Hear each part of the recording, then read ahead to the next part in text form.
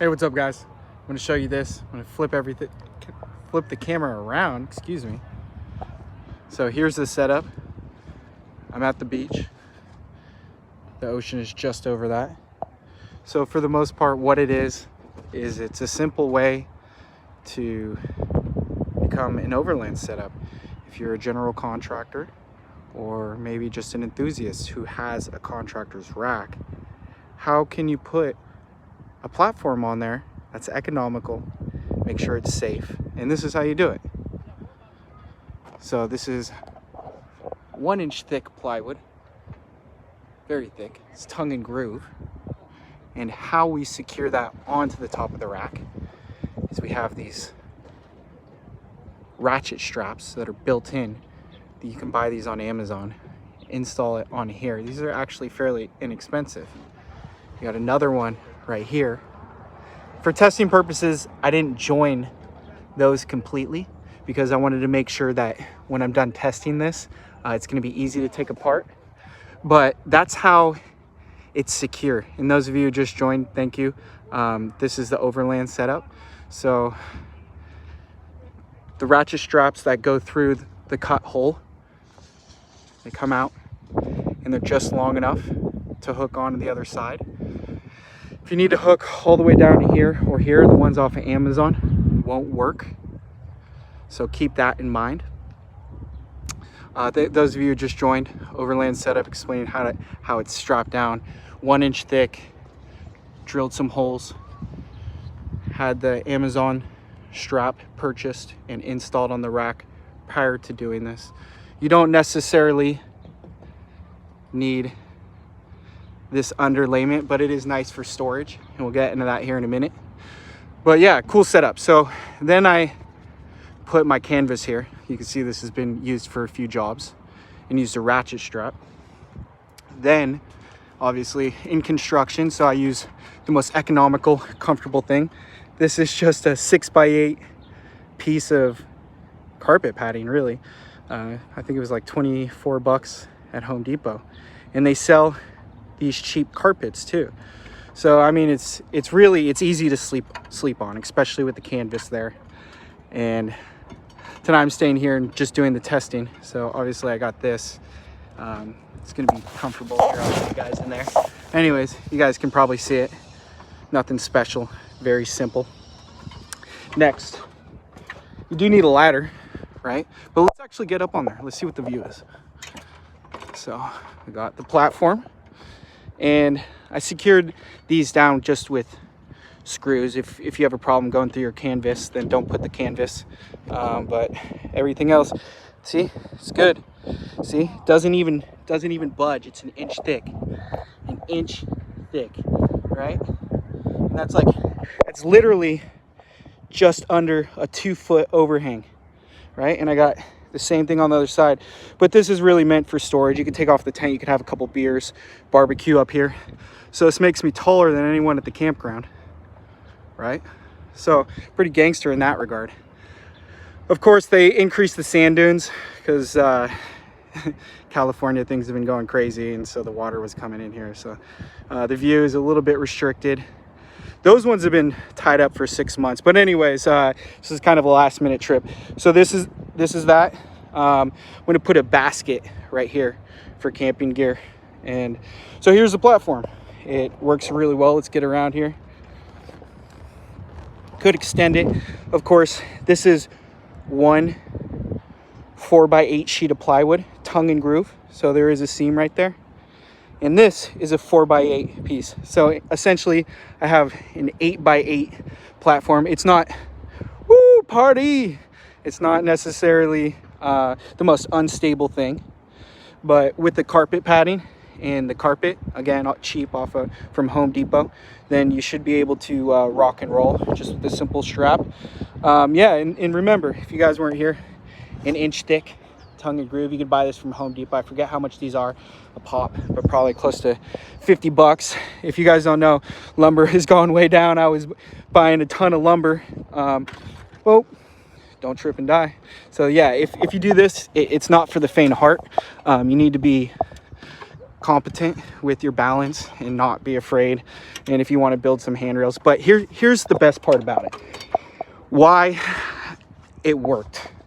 And it really comes down to one simple reason. One, I don't need studs because it's thick enough. Two, ratchet straps were installed off of Amazon so that I could drill holes to secure them down. And let's not increase the importance of it being tongue and groove.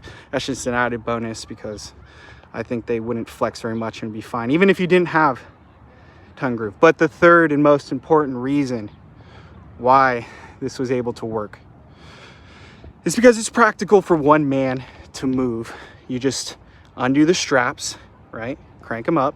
And then essentially you just finagle the plywood and plop it right down on the top. Take the other one, plop it right down on the original, right? Because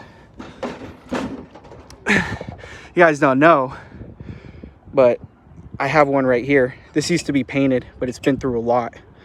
I had to put a couple additional straps on it. So there's the platform number one. Don't trip. So we're gonna go over solar. Solar, there's several items here that are run off of solar. As a matter of fact, we have a camera for the bed, right? That camera goes to my phone. It's wired all the way to the front. And there's a camera on the front, on the inside too. That's run off of solar. We have this solar panel here, which is a 50-watt solar panel.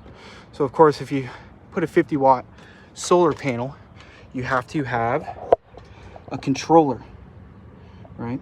The green, double greens mean that we're good, fully charged on the battery.